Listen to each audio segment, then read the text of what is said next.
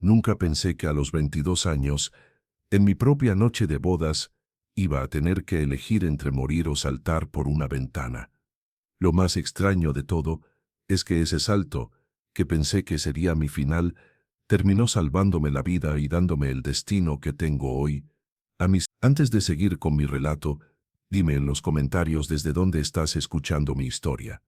Y si quieres saber cómo termina todo esto, suscríbete ahora al canal, porque el final de esta historia te hará ver la vida de otra manera.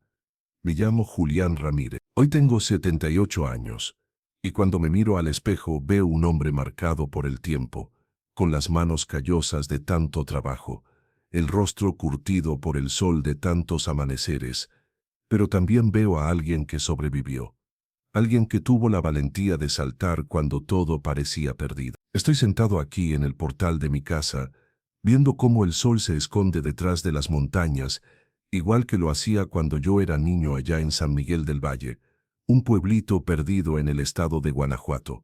Y siento que es momento de contar esta historia, no para presumir de nada, sino porque tal vez, alguien que me escuche necesite oír que sí se puede empezar de nuevo, que sí hay salida cuando todo parece oscuro. Déjame llevarte a esos años, a principios de los 70. México era otro país entonces. Las calles de tierra en mi pueblo se llenaban de polvo cuando pasaban las camionetas. Las mujeres lavaban la ropa en el río los sábados, y los domingos toda la gente se juntaba en la plaza después de misa. Mi papá, don Esteban Ramírez, era carpintero, un hombre de pocas palabras pero de manos sabias, que podía hacer un ropero entero con solo unas tablas viejas y su paciencia infinita. Mi mamá, doña Refugio, cocinaba las tortillas más sabrosas del pueblo. Todavía recuerdo ese olor a masa recién hecha, a frijoles de la olla, a café de barro hirviendo en la mañana. Éramos 5 hermanos, yo era el tercero. No éramos ricos, pero tampoco nos faltaba qué comer. En esos tiempos la vida era más simple. Uno aprendía el oficio de su padre, ayudaba en la casa, respetaba a los mayores. Las familias estaban unidas, los vecinos se conocían todos. Y cuando llegaba la temporada de fiestas del pueblo, todo el mundo contribuía con algo para la celebración.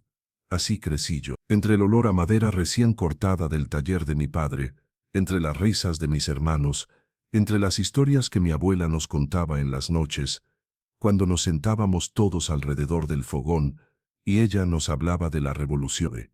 Cuando era niña y escuchaba los balazos a lo lejos, nunca imaginé que yo también tendría mi propia historia de supervivencia que contar. Todo comenzó cuando tenía 21 años. Fue en una de esas tardeadas que se organizaban en la plaza. Había música de banda, vendedores de nieves y aguas frescas, familias paseando. Yo andaba con mis amigos, platicando de todo y de nada, cuando la vi. Se llamaba Magdalena. Así me dijeron que se llamaba. Magdalena Torres. Tenía 19 años y acababa de llegar al pueblo con su familia. Venían de Dolores Hidalgo, por cuestiones de trabajo de su padre. Recuerdo que llevaba un vestido azul claro, con flores blancas bordadas, el cabello negro y largo, recogido a medias, y esos ojos oscuros que cuando te miraban parecía que te veían hasta el alma. Me quedé como tonto ahí parado, sin poder quitarle la vista de encima. Mis amigos se dieron cuenta y empezaron a molestarme, a decirme que fuera a hablarle. Yo era tímido en esas cosas. Nunca había tenido novia, siempre fui más de trabajar y ayudar en casa que de andarme fijando en muchachas. Pero algo en ella me llamó. Era como si una fuerza invisible me jalara hacia donde ella estaba. Junté valor, me arreglé la camisa, me pasé la mano por el cabello y caminé hacia ella. «Buenas tardes», le dije, con la voz medio temblorosa. Ella volteó y me regaló una sonrisa pequeña, tímida también, pero que me derritió el corazón ahí mismo. «Buenas tardes», respondió ella, bajando un poco la mirada. No supe qué más decir, me quedé ahí como un idiota, con las manos en los bolsillos, buscando las palabras, hasta que ella misma me salvó. «¿Tú eres de aquí del pueblo?», me preguntó. «Sí, señorita, toda mi vida he vivido aquí. Soy Julián Ramírez.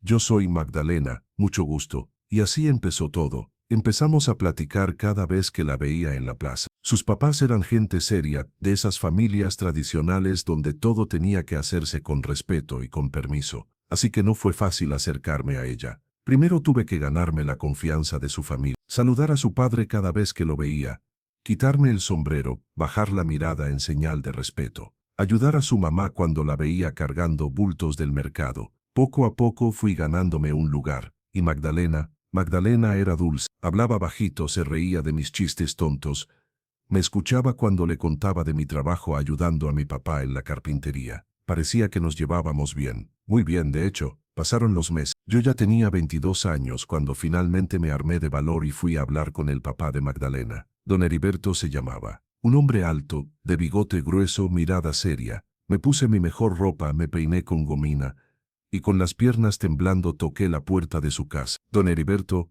vengo a pedirle permiso para cortejar a su hija Magdalena. Mis intenciones son serias, soy trabajador, tengo oficio, y la respeto a ella y a su familia. Él me miró de arriba abajo, en silencio, durante lo que me parecieron horas. Luego asintió despacio. Está bien, muchacho, pero aquí se hacen las cosas derechas, nada de andar a escondidas, todo con respeto. Sí, señor, todo con respeto, y así fue. Durante casi un año estuvimos de novios. Yo iba a visitarla a su casa los domingos en la tarde. Nos sentábamos en la sala, siempre con la puerta abierta y su mamá o alguna hermana cerca, vigilando. Así eran las costumbres. Platicábamos de nuestros sueños, de cómo sería nuestra vida juntos. Ella me decía que quería tener muchos hijos, una casa con jardín, paz y tranquilidad. Yo le prometí todo eso. Lo que no sabía, lo que ninguno de los dos sabía, era que ella no era lo que parecía. Hubo señales, pequeñas señales que yo,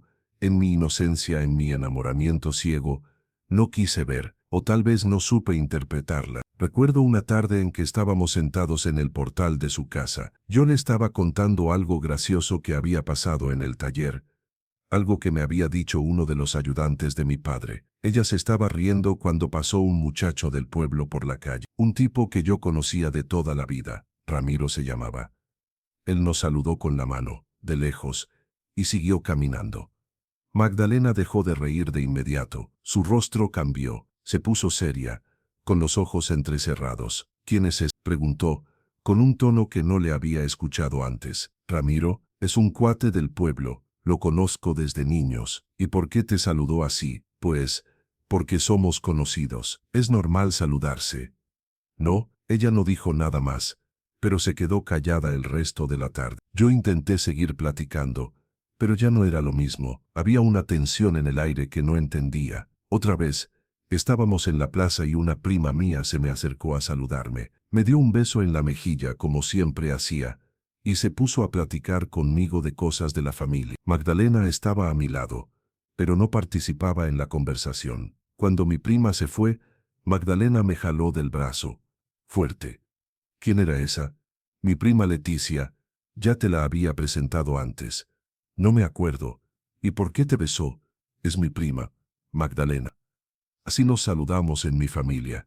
Ella apretó los labios y no dijo más, pero vi en sus ojos algo que me incomodó, algo parecido a la rabia. Yo me decía a mí mismo que eran nervios, que tal vez ella estaba celosa porque me quería mucho. En esos tiempos uno no sabía mucho de esas cosas. No había psicólogos en el pueblo, no se hablaba de señales de peligro en las relaciones. Uno nomás seguía adelante, confiando en que todo saldría bien.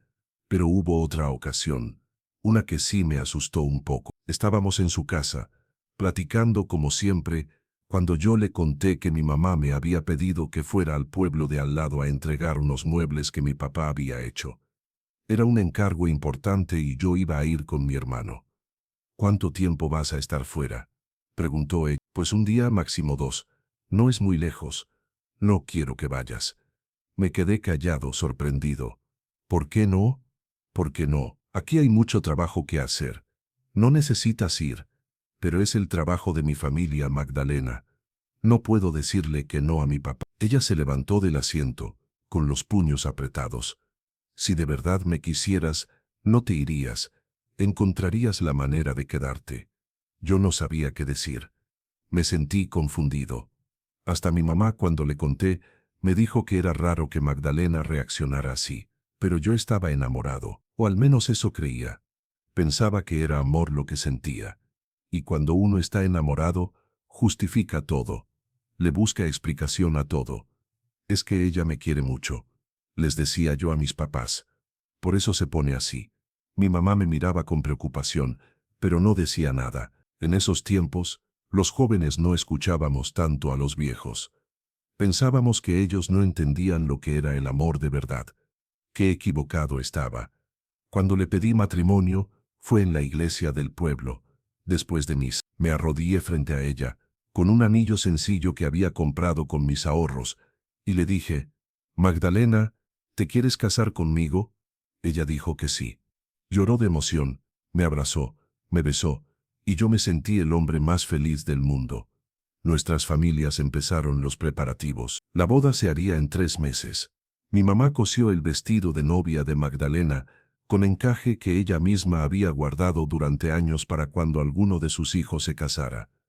Mi papá hizo los muebles para nuestra futura casa, una casita pequeña que estábamos arreglando cerca del taller. Mis hermanos ayudaron a pintar las paredes. Todo el pueblo estaba emocionado. Las bodas eran eventos importantes en esos tiempos.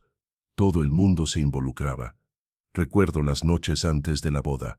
Yo no podía dormir de la emoción. Pensaba en cómo sería nuestra vida juntos, en los hijos que tendríamos, en envejecer al lado de Magdalena, tomados de la mano, viendo crecer a nuestros nietos. Tenía tantos planes, tantas ilusiones. Llegó el día de la boda. Era un sábado de junio, soleado y cálido. La iglesia estaba llena. Magdalena se veía hermosa con su vestido blanco, el velo cubriendo su rostro. Yo llevaba un traje que mi papá me había regalado, negro, con una corbata que me apretaba el cuello pero que me hacía sentir importante. El padre Ramón nos casó, dijimos nuestros votos, yo con la voz temblorosa de emoción, ella con lágrimas en los ojos. Cuando me dijo sí, acepto, sentí que el corazón se me iba a salir del pecho. Luego vino la fiesta, en el patio de la casa de los papás de Magdalena. Había mariachis, comida, baile. Todos estaban contentos. Mi mamá lloraba de felicidad. Mi papá me dio un abrazo fuerte y me dijo, «Cuídala mucho, hijo. Es tu responsabilidad ahora». «Sí, papá. La voy a cuidar siempre». Bailamos, comimos, reímos. Yo tomé un poco de tequila con mis amigos. Magdalena bailó con su papá, con sus hermanos. Todo parecía perfecto. Todo parecía un sueño hecho realidad. Cuando empezó a oscurecer, era momento de irnos a nuestra casa, a nuestra nueva casa, nuestra noche de bodas. Nos despedimos de todos. Los gritos, las porras, los silbidos de mis amigos. Caminamos por las calles del pueblo, tomados de la mano. Yo sentía mariposas en el estómago. Estaba nervioso. Era mi primera vez, y suponía que también era la de ella. Llegamos a la casa. Prendí las velas que había dejado preparadas en la mesa. Todo estaba listo, limpio, ordenado, con flores que mi mamá había puesto en la mañana. Cerré la puerta detrás de nosotros. Y ahí empezó mi pesadilla. Al principio todo parecía normal. Magdalena se veía nerviosa, igual que yo. Me sonrió, se quitó el velo, se soltó el cabello. Yo me quité el saco, me aflojé la corbata. Nos sentamos en el sillón que mi papá había hecho para nosotros. ¿Quieres un poco de agua?, le pregunté. Sí, por favor. Fui a la cocina.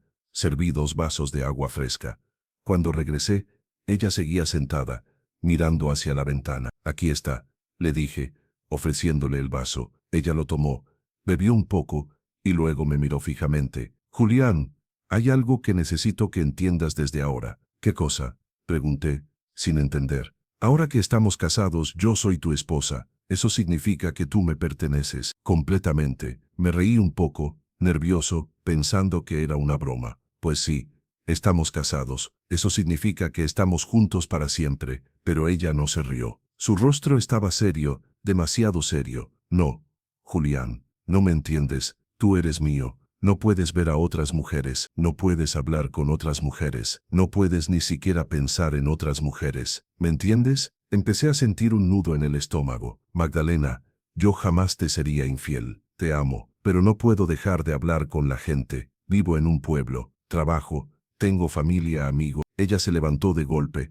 con el rostro transformado en algo que nunca había visto. Sus ojos se veían diferentes, oscuros, fríos. Si alguna vez te veo hablando con otra mujer, si alguna vez siento que estás pensando en alguien más, te juro que te mato, Julián. Me quedé helado. ¿Qué dijiste? Lo que oíste. Te mato. Nadie más te va a tener. Si no eres mío, no serás de nadie. El corazón empezó a latirme fuerte, muy fuerte. Sentí miedo, un miedo que nunca había sentido antes. Magdalena, estás asustándome. ¿Por qué dices esas cosas? Ella se acercó a mí, me tomó del brazo con fuerza. Sus uñas se me clavaron en la piel, porque es la verdad. Yo te amo, Julián, te amo tanto, que no puedo soportar la idea de que mires a alguien más. Y si lo haces, si me traicionas, no voy a dudar en matarte. Intenté soltarme, pero su agarre era fuerte, más fuerte de lo que imaginaba. Magdalena, suéltame, me estás lastimando. ¿Te estoy lastimando? Su voz sonaba extraña, como burlona. Esto no es nada comparado con lo que te haré si me traicionas. Logré soltarme de un jalón. Retrocedí unos pasos. Ella me miraba con esos ojos que ya no reconocía. Ya no era la Magdalena dulce y tímida que yo conocía. Era otra persona, un monstruo. Creo que deberíamos calmarnos, dije, intentando mantener la voz firme. Ha sido un día largo. Estamos cansados. Tal vez mañana podamos hablar con más calma. Ella se rió. Una risa fría, sin alegría. ¿Hablar? ¿De qué quieres hablar, Julián? ¿De cómo vas a obedecerme? ¿De cómo vas a hacer todo lo que yo te diga? Magdalena, esto no está bien. El matrimonio no es así. Se supone que somos compañeros, que nos respetamos. Cállate, gritó ella. Y fue entonces cuando sacó el cuchillo. No sé de dónde lo sacó. Tal vez lo había escondido en su vestido entre los pliegues de la tela. Era un cuchillo de cocina, con el filo brillante reflejando la luz de las velas. Mi cuerpo reaccionó antes que mi mente. Retrocedí hasta quedar contra la pared. Ella avanzó hacia mí, con el cuchillo en la mano. Magdalena, por favor, baja eso. Vamos a hablar. Ya no quiero hablar. Quiero que entiendas que ahora me perteneces. Y si no lo entiendes por las buenas, será por las malas. Se abalanzó sobre mí. Yo alcé los brazos para protegerme. Sentí el filo del cuchillo rozarme el antebrazo. Un dolor agudo, caliente. La sangre empezó a correr. Magdalena, estás loca. Para. Pero ella no paraba. Sus ojos estaban llenos de furia, de locura. Intentó clavarme el cuchillo otra vez. Yo logré esquivarla, empujarla. Ella cayó al suelo, pero se levantó enseguida. Si no eres mío, no serás de nadie, gritaba, una y otra vez. Yo estaba en pánico, completo pánico. Mi brazo sangraba. Ella venía hacia mí con el cuchillo. No tenía tiempo para abrir la puerta. Estaba atorada con el pasador que yo mismo había puesto cuando entramos. La ventana. Era mi única salida. Corrí hacia la ventana del cuarto. Era una ventana grande, de esas antiguas con marcos de madera. Estaba cerrada. Magdalena venía detrás de mí con el cuchillo levantado. No lo pensé. No tuve tiempo de pensar. Tomé una silla y la estrellé contra la ventana. El vidrio se rompió en 1000 pedazos. Algunas cortinas se rasgaron. El ruido fue horrible. Pero peor era el sonido de los gritos de Magdalena detrás de mí. Me subí al marco de la ventana. Miré hacia abajo. Estábamos en un segundo piso. No era muy alto, pero tampoco era poco. Abajo había piedras, tierra dura. Podía partirme el cuello, podía romperme las piernas, pero si me quedaba, ella me iba a matar. Lo vi en sus ojos. No era una amenaza vacía, era una promesa. Julián, no te atrevas, gritó ella. A pocos metros de mí, me agarré del marco. Sentí los vidrios rotos clavándose en mis manos. No me importó. Miré una última vez hacia atrás. Vi a Magdalena corriendo hacia mí, el cuchillo brillando en su mano, y salté. El tiempo se detuvo en ese instante. Sentí el aire frío de la noche golpeándome el rostro. Vi las estrellas arriba, brillantes, indiferentes a mi terror. Sentí mi estómago dando vueltas. Escuché el grito de Magdalena desde arriba, y luego, el impacto. Caí sobre un montón de costales que mi papá había dejado ahí, cerca de la casa, con materiales para seguir trabajando en el jardín. Esos costales me salvaron. Si hubiera caído directo sobre la tierra y las piedras, probablemente me habría matado. Pero aún así, el golpe fue terrible. Sentí un dolor agudo en el tobillo, en la espalda. Me quedé sin aire. Por un momento pensé que iba a desmayarme. Desde arriba escuché a Magdalena gritando: «Julián, vas a volver aquí ahora mismo. Eres mi esposo. Me perteneces». Con toda la fuerza que me quedaba, me levanté. El tobillo me dolía horriblemente, pero el miedo era más fuerte que el dolor. Empecé a correr, cojeando, a través de las calles oscuras del pueblo. No sabía a dónde ir, no podía ir a la casa de mis papás, no quería meterlos en esto, no podía ir a la de ningún amigo. Todos estaban celebrando aún tomados, sin entender lo que acababa de pasar. Corrí hacia las afueras del pueblo, hacia el monte, hacia donde no hubiera nadie, donde pudiera esconderme, donde pudiera pensar. Detrás de mí escuchaba los gritos de Magdalena. Había salido de la casa, me buscaba.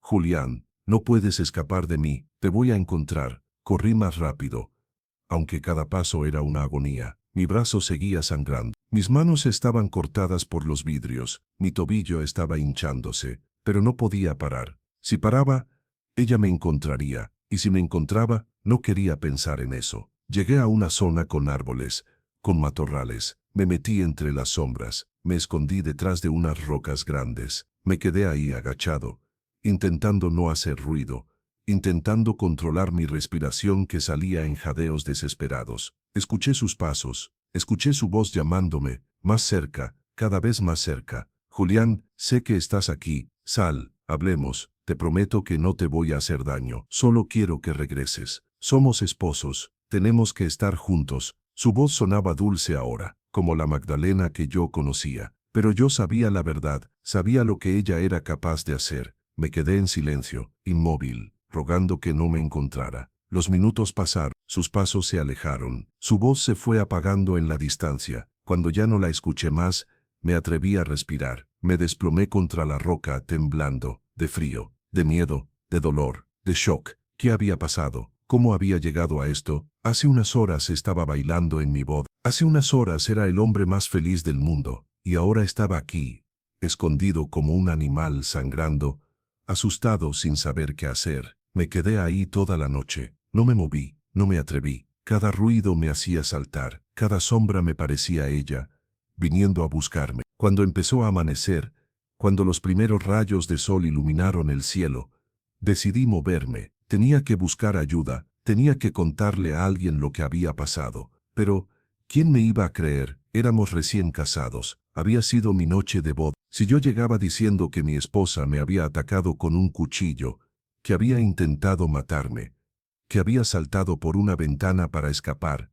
¿quién me creería? En esos tiempos la gente pensaba diferente. El hombre era el fuerte, el hombre no huía de su esposa, el hombre era el que tenía el control. ¿Cómo iba a explicar que yo, un hombre de 22 años, trabajador, fuerte, había tenido miedo de una mujer? Me sentía avergonzado, confundido, humillado, pero sobre todo, me sentía en peligro. Caminé despacio, con cuidado, hacia el pueblo. Mi tobillo apenas me sostenía. Cada paso era un suplicio. Tenía el brazo envuelto con un pedazo de mi camisa, intentando parar la sangre. Mis manos ardían con las cortadas de los vidrios. Cuando llegué a las primeras casas, vi que algunas personas ya estaban despiertas. Don Jacinto, el panadero, estaba abriendo su negocio. Me vio y abrió los ojos grandes. «Julián, ¿qué te pasó, muchacho?» No supe qué decir. Me quedé ahí parado como un tonto, con la ropa rota, lleno de sangre, cojeando.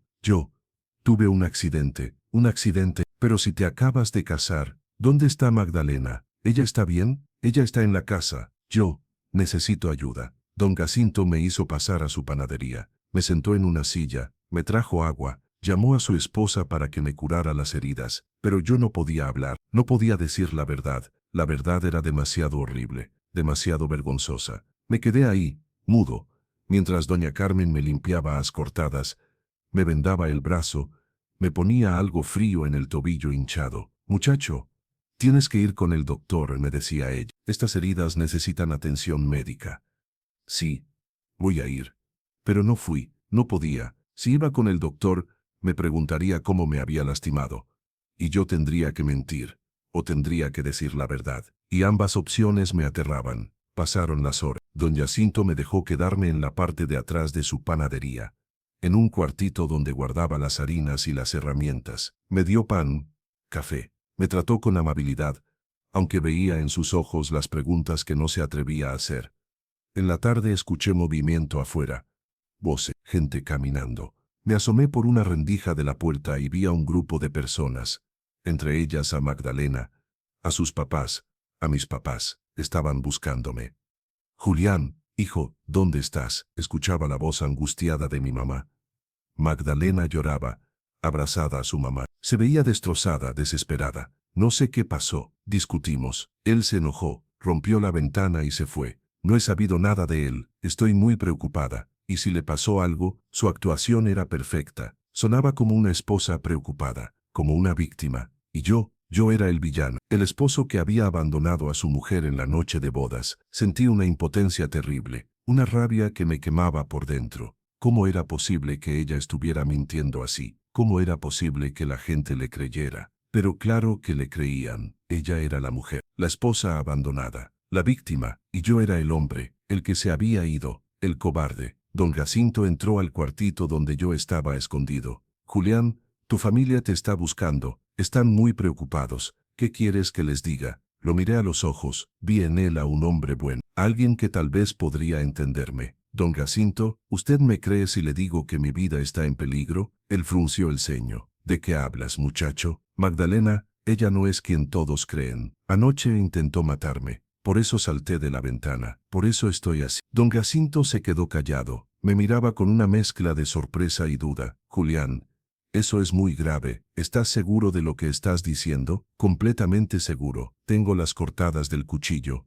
Tengo las heridas de la caída. Ella me amenazó. Me dijo que si no era suyo, no sería de nadie. Y cuando no le obedecí, sacó un cuchillo y me atacó. Don Jacinto se pasó la mano por la cara, pensativo. Esto es muy difícil de creer, Julián. Magdalena parece una muchacha tan tranquila. Lo sé, yo también lo creía. Pero anoche vi su verdadera cara, y tengo miedo, mucho miedo. Él suspiró. ¿Qué quieres hacer? No lo sé. Solo sé que no puedo volver con ella. Jamás. Don Jacinto asintió despacio. Está bien, voy a hablar con tu papá, a sola. Le voy a decir que estás bien, que necesitas tiempo para pensar, y mientras tanto, tú te quedas aquí. No le voy a decir a nadie dónde estás. Gracias, don Jacinto. No sabe cuánto se lo agradezco. Él salió del cuartito. Lo escuché hablar con mi papá afuera. No pude oír lo que decían, pero después de unos minutos, la gente empezó a dispersarse. Cuando don Jacinto regresó, me dijo, tu papá va a venir más tarde, cuando ya no haya nadie. Quiere hablar contigo. Le dije que estabas bien pero que necesitabas espacio. ¿Y Magdalena? Se fue con su familia. Sigue llorando, diciendo que no entiende que hizo mal. Sentí un escalofrío.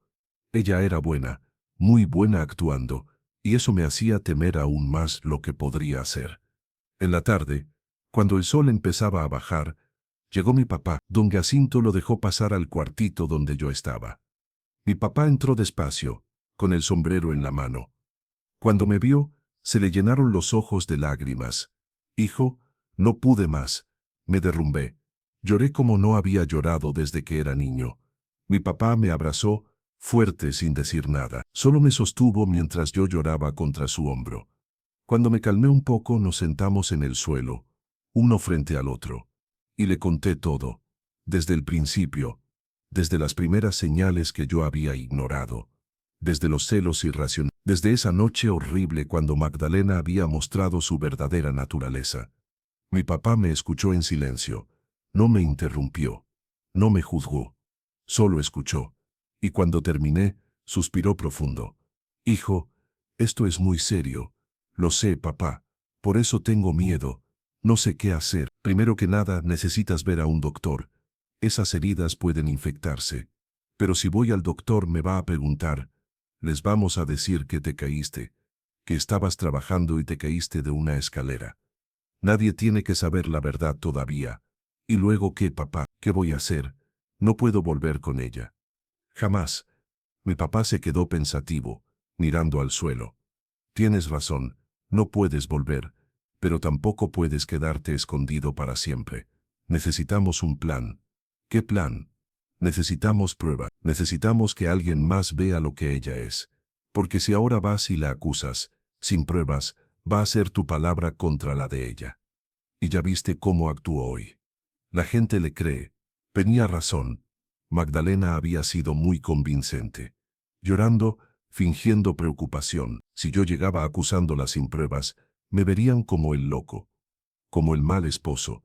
Pero, ¿cómo conseguimos pruebas? Mi papá se quedó callado un largo rato. Luego me miró. Hay que hacerla confesar, delante de testigos. ¿Y cómo vamos a hacer eso? Todavía no lo sé, pero vamos a encontrar la manera. Los siguientes días fueron terribles. Me quedé escondido en la panadería de don Jacinto. Solo mi papá, don Jacinto y su esposa sabían dónde estaba. A todos los demás les dijeron que yo había salido del pueblo, que había ido a buscar trabajo a otra ciudad, que necesitaba tiempo para pensar. Magdalena seguía con su actuación. Lloraba en la iglesia. Le decía a todo el mundo que ella no entendía que había hecho mal, que solo quería que su esposo regresara. Algunas mujeres del pueblo la consolaban, le decían que los hombres a veces eran así, que seguro yo regresaría cuando se me pasara el coraje. Y mi familia, mi pobre familia tenía que aguantar las miradas, los chismes, las preguntas incómodas. Mi mamá especialmente sufría mucho. La gente murmuraba que ella no me había educado bien, que yo era un irresponsable por haber abandonado a mi esposa recién casada. Pero mi papá, mi mamá, mis hermanos, todos me apoyaron. Cuando mi papá les contó lo que había pasado, en privado, todos me creyeron. Mi mamá lloró y me dijo que ella había sentido que algo no estaba bien con Magdalena, pero que había pensado que eran cosas de su imaginación. Las madres sentimos estas cosas, hijo, me dijo cuando vino a verme a escondidas, pero no quise decir nada porque te veías tan ilusionado. No es tu culpa, mamá. Yo tampoco quise ver las señales.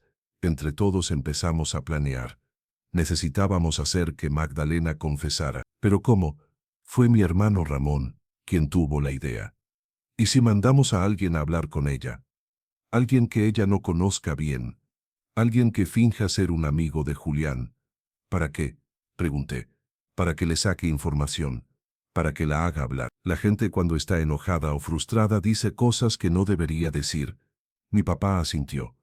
Puede funcionar, pero tiene que ser alguien de confianza. Alguien que sepa actuar bien. Yo conozco a alguien, dijo don Jacinto, que estaba con nosotros. Mi sobrino Arturo, es de otro pueblo. Magdalena no lo conoce. Es buen muchacho, inteligente. Y le debemos un favor por algo que hicimos por su familia hace años. Estoy seguro de que nos ayudará. Y así fue. Don Jacinto habló con su sobrino Arturo. Le explicó la situación. Arturo aceptó ayudarnos. El plan era el siguiente. Arturo se acercaría a Magdalena, fingiendo ser un amigo mío de otro pueblo que acababa de enterarse de lo que había pasado. Le diría que yo le había contado cosas sobre ella, cosas malas, y que él quería conocer su versión de la historia. Era arriesgado, podía no funcionar. Pero teníamos que intentarlo. Arturo llegó al pueblo una semana después de mi boda. Se hospedó en una fonda y empezó a preguntar por Magdalena. No fue difícil encontrarla. Todos en el pueblo sabían quién era la pobre esposa abandonada. Arturo se presentó con ella en la plaza, una tarde. Le dijo que era mi amigo, que yo le había escrito contándole lo que había pasado.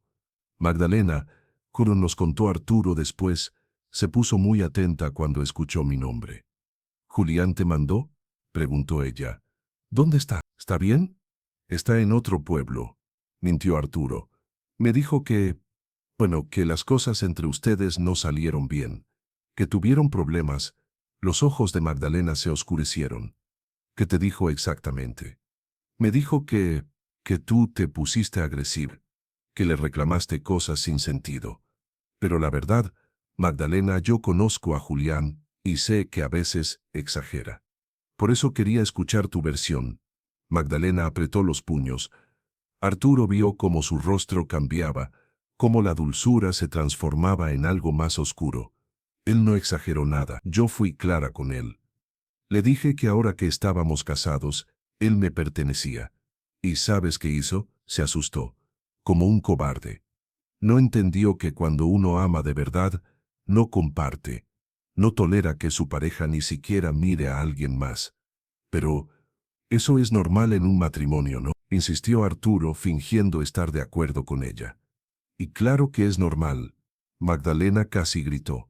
Yo lo amo tanto que no puedo soportar que esté con alguien más. Si él me hubiera entendido, si me hubiera obedecido, nada malo habría pasado. Pero no, él se puso en mi contra. Intentó irse. Y yo solo quería hacerle entender. ¿Cómo intentaste hacerle entender? Preguntó Arturo, con cuidado. Magdalena se quedó callada un momento. Luego, con una voz fría dijo, le mostré que hablaba en serio, que no era un juego, que si no podía ser mío, no sería de nadie. ¿Y cómo le mostraste eso? Ella lo miró directo a los ojos, con un cuchillo, para que entendiera que no estaba jugando. Arturo sintió un escalofrío. Nos dijo después, pero mantuvo la compostura. ¿Y qué pasó entonces? Él se asustó. El cobarde saltó por la ventana y huyó. Pero va a volver. Tiene que volver. Es mi esposo. Me pertenece. Y cuando regrese, va a aprender a obedecerme. ¿O qué? Magdalena sonrió. Una sonrisa que le heló la sangre a Arturo. O tendré que terminar lo que empecé esa noche. Arturo tuvo suficiente, pero necesitaba más. Necesitaba que ella lo dijera delante de testigos. Magdalena, yo entiendo tu punto, dijo él. Pero la gente del pueblo no lo entiende. Piensan que tú eres la víctima. ¿No crees que deberías decir la verdad? Decir que Julián fue el cobarde, que tú solo querías que te amara como debe ser. No puedo decir eso, respondió ella. Si digo eso, me van a juzgar. Van a decir que estoy loca, que soy peligrosa. No entienden que el amor verdadero es así, intenso, sin medida. Pero hay gente que sí lo entendería, insistió Arturo. Yo tengo unos amigos aquí en el pueblo que piensan como tú, que creen que el amor debe ser absoluto. ¿Por qué no vienes mañana a la fonda donde estoy? Ellos van a estar ahí. Puedes contarles tu historia. Ellos te van a entender. Magdalena dudó, pero luego su necesidad de justificarse pudo más. Está bien, voy a ir. Al día siguiente, Arturo preparó todo. En la fonda donde se hospedaba, arregló un pequeño salón privado. Escondió a mi papá, a mi hermano y a don Jacinto en el cuarto de al lado, detrás de una puerta entreabierta desde donde podían escuchar todo sin ser vistos. También estaba el dueño de la fonda, don Vicente, un hombre respetado en el pueblo, que había aceptado ser testigo de lo que se dijera. Cuando Magdalena llegó, Arturo la recibió con amabilidad. Pasa, pasa, mis amigos están por llegar. Mientras tanto, ¿quieres algo de tomar? No, gracias, solo quiero hablar y ya irme.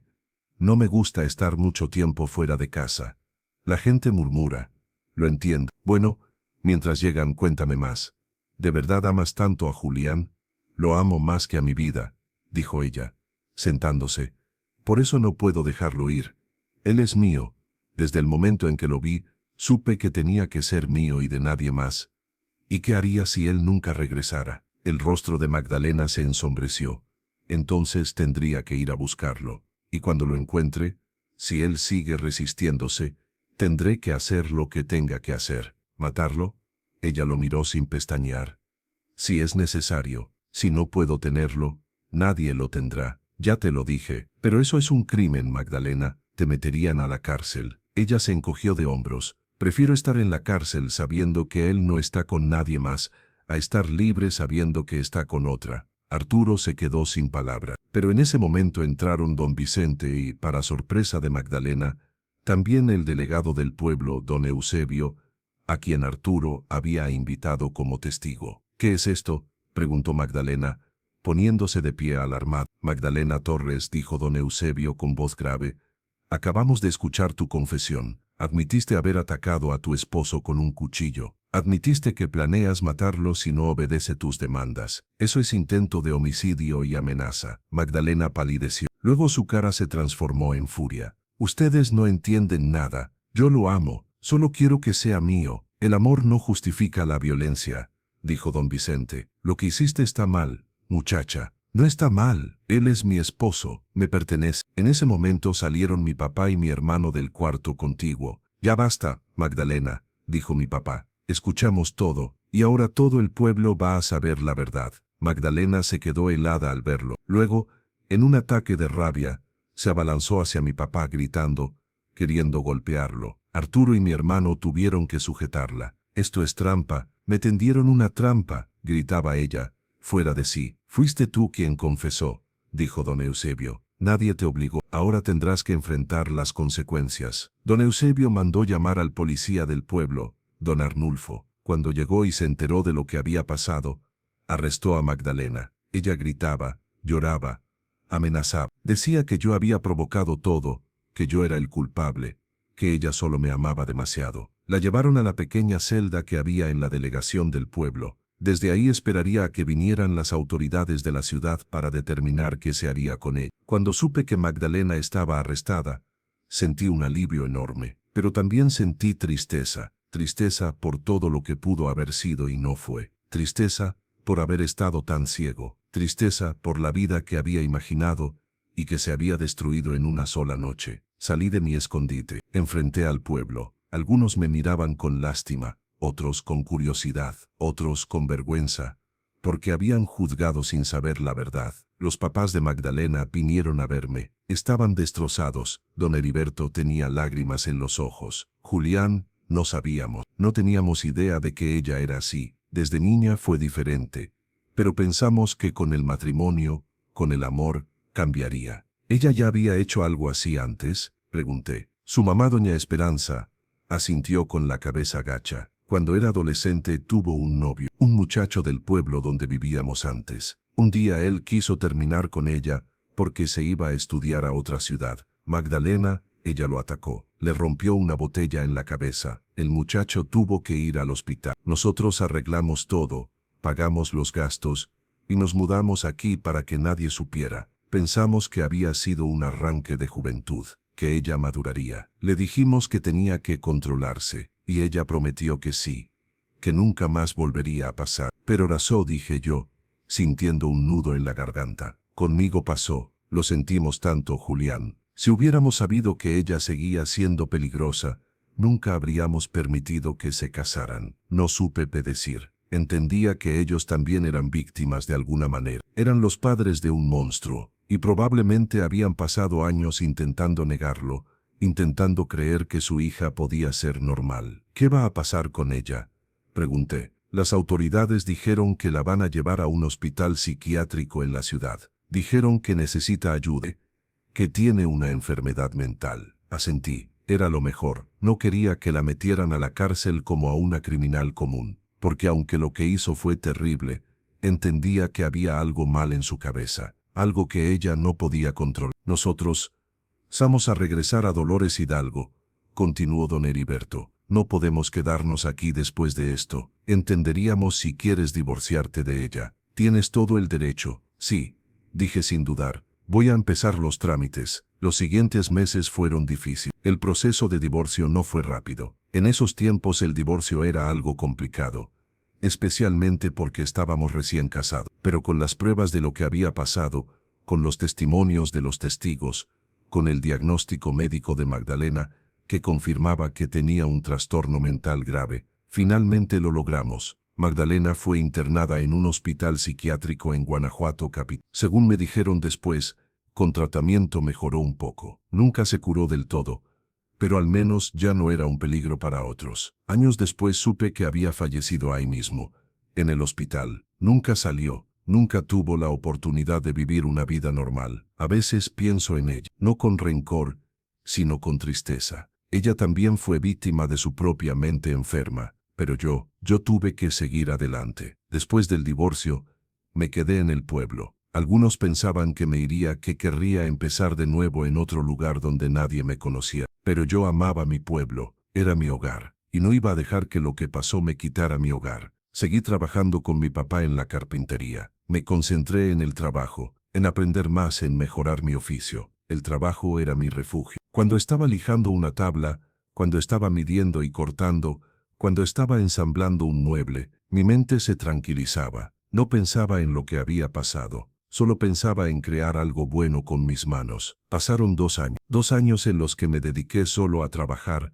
a estar con mi familia, a sanar. 2 años en los que no quise saber nada de mujeres, de romances, de relaciones. Tenía miedo. Miedo de volver a equivocarme. Miedo de volver a confiar en la persona equivocada. Pero la vida tiene formas curiosas de sorprendernos. Un día llegó al pueblo una familia nueva. Venían de Michoacán. El papá había conseguido trabajo como maestro en la escuela. Traían a su hija, una muchacha de 21 años, que se llamaba Rosario. La conocí en la iglesia, un domingo. Yo estaba ahí con mi familia. Ella estaba con la suya. Nuestras miradas se cruzaron, y sentí algo. Algo diferente a lo que había sentido con Magdalena. No fue esa obsesión inmediata, ese enamoramiento ciego. Fue algo más tranquilo, más sereno, como una certeza silenciosa de que esa persona era importante. Después de misa me acerqué a su familia, me presenté, hablamos un rato. Rosario era tímida, callada, pero tenía una sonrisa dulce y ojos bondadosos. Los domingos siguientes empecé a buscar la manera de hablar con ella. Primero solo saludos, luego conversaciones cortas, luego caminatas en la plaza, siempre con su familia cerca, siempre con respeto. Y conforme la fui conociendo, me di cuenta de algo. Rosario era real, era genuina, no había engaños, no había máscaras. Lo que veías era lo que había. Era una mujer de valores, de familia, de fe. Una mujer que te escuchaba de verdad, que se interesaba por lo que decías, que no te demandaba atención constante, ni te hacía sentir culpable por vivir tu vida.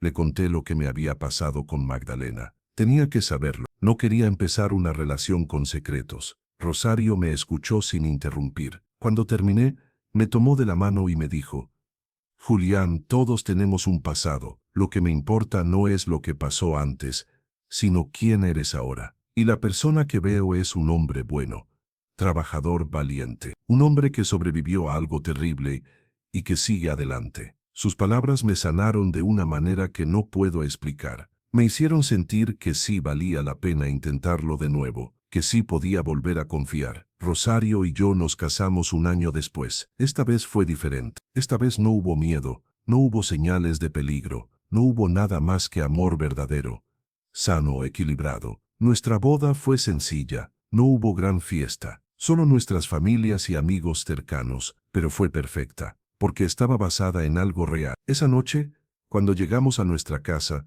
no hubo terror, no hubo violencia, solo hubo amor, amor de verdad, del que te hace sentir seguro, del que te hace sentir en casa. Con Rosario tuve la vida que siempre soñé. Tuvimos 5 hijos, 3 hombres y 2 mujeres. Los criamos con valores, con respeto, con amor. Les enseñamos la importancia de la familia, del trabajo honesto, de la bondad. Hoy esos hijos ya son adultos, ya tienen sus propias familias. Me dieron 11 nietos, y hace 2 años me dieron mi primer bisnieto. Rosario y yo estuvimos juntos durante 52 años, hasta que ella se fue hace 3 años. Se durmió una noche, y no despertó. Así de tranquila, así de pacífica, como había vivido. La extraño todos los días, pero estoy agradecido, agradecido por cada momento que tuvimos juntos, por cada risa, cada abrazo, cada problema que enfrentamos juntos, cada alegría que compartimos. Ella me salvó. Después de aquel salto que salvó mi vida física,